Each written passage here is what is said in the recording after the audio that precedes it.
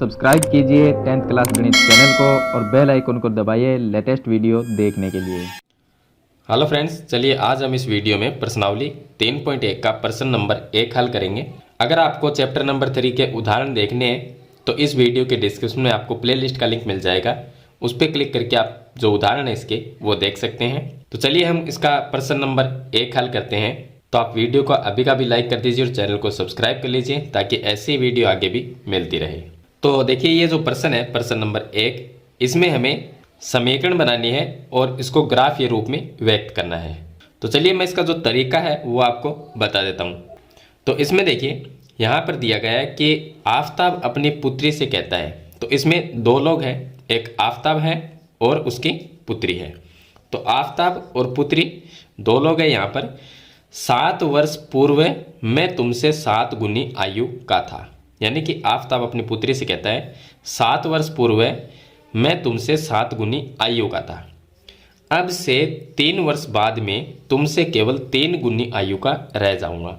इस स्थिति को बीजगणितीय और ग्राफीय रूप में व्यक्त करना है, यानी कि इसकी समीकरण बनानी है और ग्राफ बनाना है। तो समीकरण कैसे बनाएंगे? तो यहाँ पर आफताब और पुत्री है। तो सबसे पहले हम ये मानते हैं कि आफताब की और पुत्री की वर्तमान आयु मानेंगे। तो यहाँ पर आपको लिखना है कि आफताब की वर्तमान आयु और पुत्री की वर्तमान आयु।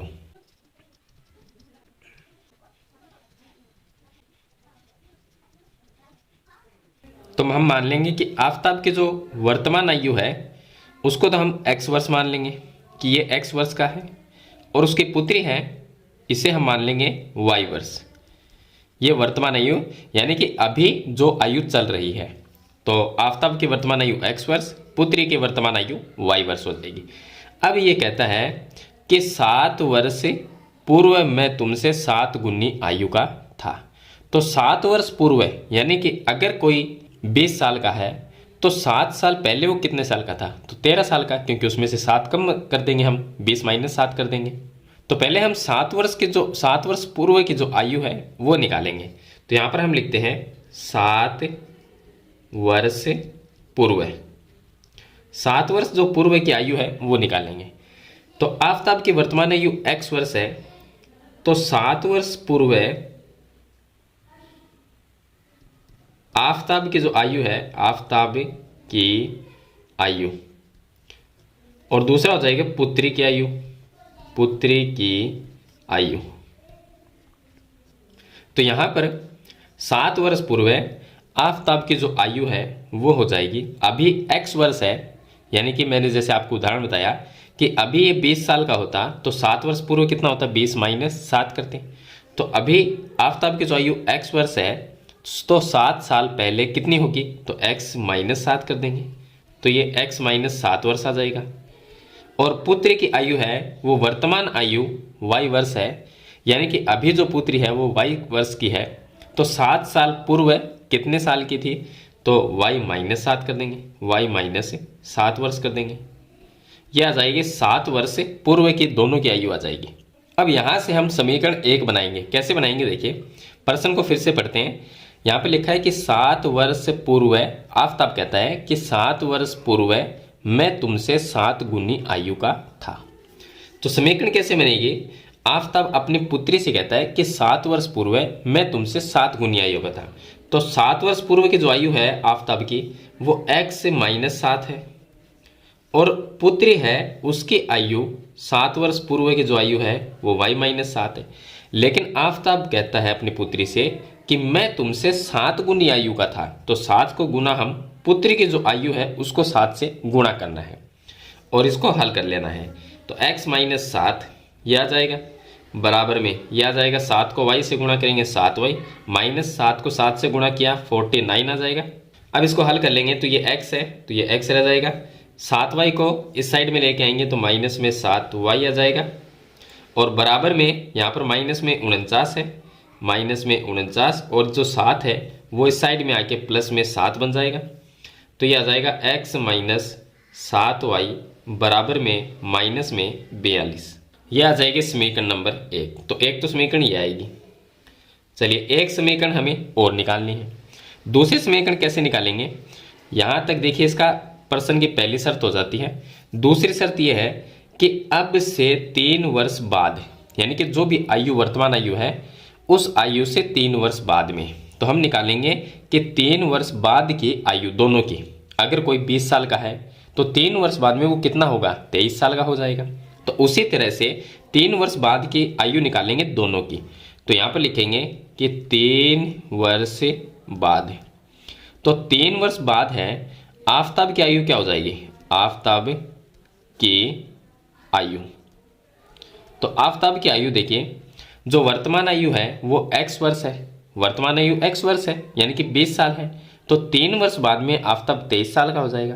तो यहाँ पर भी जो वर्तमान आयु वो x वर्ष है, तो 3 वर्ष बाद में x प्लस 3 साल का हो जाएगा। तो यहाँ पर हम लिखेंगे x प्लस 3 वर्ष, ये तो आ जाएगी आफताब की आयु 3 साल बाद की। और पुत्र की जो आयु है वो भी 3 साल बाद की निकालनी पड़ेगी, तो यहाँ पर हम लिखेंगे पुत्र की आयु।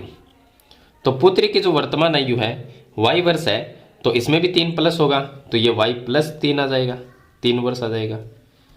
अब आगे प्रश्न पढ़ते हैं कि अब से 3 वर्ष बाद, तो 3 वर्ष बाद की आयु तो हमने निकाल ली, लेकिन ये क्या कहता है, आफताब कहता है कि अब से 3 वर्ष बाद मैं तुमसे केवल 3 गुनी आयु का रह जाऊंगा। तो आफताब कहता है कि मैं तुमसे 3 गुनी आयु का रह जाऊंगा।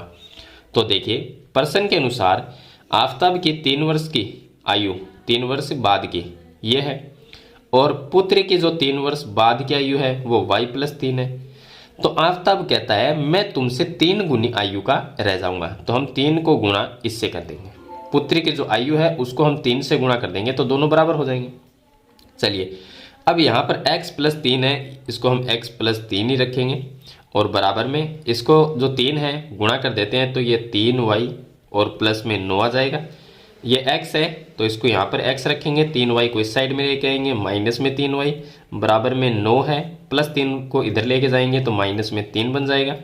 तो ये आ जाएगा x माइनस 3y बराबर में 9 माइनस 3 करेंगे तो 6। यह आ जाएगी समीकरण नंबर 2।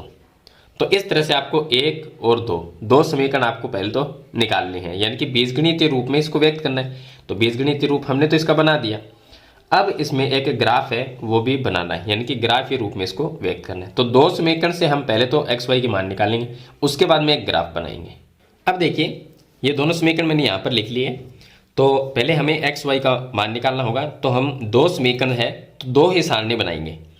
तो चलिए मैं यहाँ पर एक सारणी ये बना देता हूँ इस तरह से, ये पहली सारणी हो जाएगी, और इसमें यहाँ पर लिखना है आपको ये x और यहाँ पर लिखना y, और आगे हम 2 मान निकाल लेंगे इसके।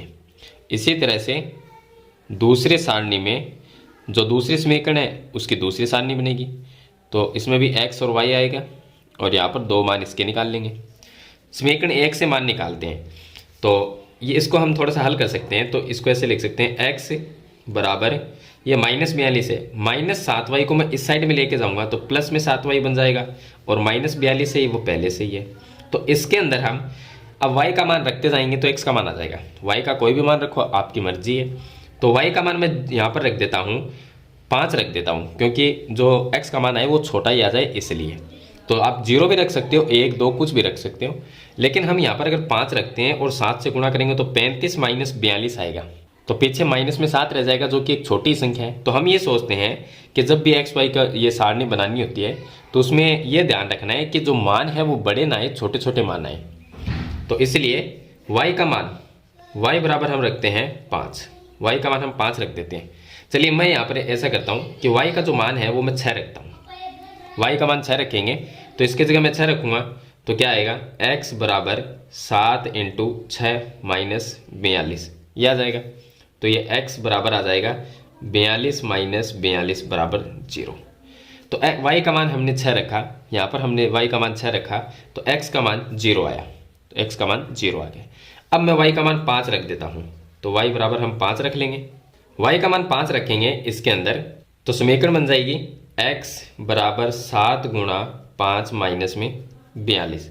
तो x बराबर आ जाएगा, 7 को 5 से गुणा करेंगे 35 माइनस 42, तो बराबर में -7 आ जाएगा। तो x का मान -7 आ गया, ये -7 मैं यहाँ पर लिख देता हूँ, और y का जो मान है वो हमने 5 रखा था। चलिए अब दूसरे समीकरण से दूसरी सारणी बनाते हैं, x और y का मान निकालेंगे। तो इस समीकरण को हम लिख सकते हैं x बराबर, ये 6 अपनी जगह है और 3y को इधर लेके जाएंगे तो प्लस में 3y बन जाएगा। अब इसके अंदर y का मान रखते हैं, तो y का मान 0 रख लेते हैं। तो मैं y बराबर अगर 0 रखता हूँ तो x का मान क्या आएगा, x बराबर 6 प्लस 3 गुणा 0, तो ये पद 0 हो जाएगा, तो x बराबर आ जाएगा 6। तो x का मान 6 आ गया और y का मान हमने 0 रखा था। इस बार हम y का जो मान है वो माइनस में रख लेते हैं, -1। -1 इसलिए रखेंगे क्योंकि मैं यहाँ पर -1 रखूँगा तो ये -3 होगा, तो 6 - 3 हो जाएगा तो 3 रहेगा इसलिए। तो x बराबर 6 प्लस में 3 गुणा -1, तो ये आ गया x बराबर 6 - 3 आ जाएगा, तो इसका मान भी 3 आएगा। तो x का मान 3 आ गया और y का मान हमने -1 रखा था। तो इस तरह से दो समीकरण से दो इस तरह की सारणी बनानी है, एक्स वाई का मान निकालना है। चलिए अब इसका ग्राफ के रूप में इसको व्यक्त करते हैं, यानी कि इसका ग्राफ बनाते हैं। चलिए अब इसका हम ग्राफ बना देते हैं। तो पहली सारणी में देखिए x का मान तो 0 है और y का मान प्लस में 6 है। तो x का मान 0 तो यहाँ पर हो जाता है और y का मान जो है वो प्लस में 6 है। तो प्लस की संख्या y की ऊपर की तरफ होती है, तो प्लस में 6 यहाँ पर। तो एक पॉइंट मैं यहाँ पर लगा देता हूँ, ये लगा दिया। उसके बाद में x का मान -7 है और y का मान 5 है। तो x का जो मान है वो -7 यहाँ पर होता है और y का जो मान है वो प्लस में 5 यहाँ पर होता है। तो अगर देखें तो यहाँ पर आ जाएगा ये पॉइंट, यहाँ पर हम पॉइंट लगा देंगे इस तरह से। अब दोनों जो पॉइंट है इनको मिला देते हैं। तो इस तरह से दोनों पॉइंटों को हम एक लाइन से, एक रेखा से मिला देंगे, स्केल से मिला देना आप। अब इसके जो पॉइंट है उनके निर्देशांक लिख देते हैं। तो पहला जो पॉइंट हमने लगाया था वो लगाया था x का मान तो 0 था और y का मान प्लस में 6 था, और दूसरा पॉइंट हमने लगाया था x का मान है -7 और y का जो मान था वो 5 था, तो ये पॉइंट लगा दिया। अब ये जो निर्देशांक है वो इस सारणी से आए हैं और ये सारणी है वो कौन से समीकरण से बनी है, तो वो समीकरण नंबर 1 से बनी है, इससे। तो ये जो समीकरण है वो मैं यहाँ पर लिख देता हूँ उसके बीच में, x - 7y बराबर -42। इस समीकरण का ग्राफ है ये। चलिए अब दूसरे समीकरण है उसका ग्राफ बनाते हैं। तो जो दूसरी सारणी है उसमें x का मान 6, y का मान 0 है। x का मान 6 यहाँ पर और y का मान तो 0 ही है, तो x का मान 6 यहाँ पर एक पॉइंट लगाना है। और उसके बाद में x का मान 3 प्लस में और y का मान -1, तो ये 3 हो गया और यहाँ पर होता है -1, तो एक पॉइंट हम यहाँ पर लगा देंगे। अब दोनों पॉइंट है इन दोनों को मिला देते हैं। तो इस तरह से दोनों पॉइंट को मिला देना है स्केल से, और ये जो हमने पॉइंट लगाए हैं, जो बिंदु है उसके निर्देशांक लिख देते हैं। ये पहला हमने लगाया था 6 और 0 पे, और ये दूसरा हमने पॉइंट लगाया था 3 और -1 पे। और जो ये रेखा है इसके हम समीकरण लिख देते हैं। तो जो 2 नंबर समीकरण है वो लिखनी है आपको। 2 नंबर समीकरण है x - 3y बराबर 6। ये समीकरण यहाँ पर लिख देंगे, x - 3y बराबर 6। तो ये समीकरण इसमें लिख देंगे। तो ये तो हो गया इसका ग्राफीय रूप। और जो हमने समीकरण बनाई थी, देखिए ये 2 समीकरण बनाई थी, ये हो गया बीजगणितीय रूप। तो इस तरह से आपको प्रश्न नंबर 1 को हल करना है, जिसमें इस स्थिति को बीजगणितीय और ग्राफीय रूप में व्यक्त करना है। तो मैंने आपको दोनों चीजें बता दी है, बीजगणितीय रूप और जो ग्राफ बनाया था वो हो गया ग्राफीय रूप। तो ये था इसका प्रश्न नंबर 1। तो मेरे ख्याल से ये आपको समझ में जरूर आ गया होगा। फिर भी इसके बारे में कोई सवाल या सुझाव है तो मुझे कमेंट बॉक्स में जरूर लिखना। वीडियो अच्छे लगे तो लाइक और शेयर जरूर करना। इस चैनल पर नए तो सब्सक्राइब करना। हम मिलते हैं नेक्स्ट वीडियो में, तब तक के लिए थैंक यू।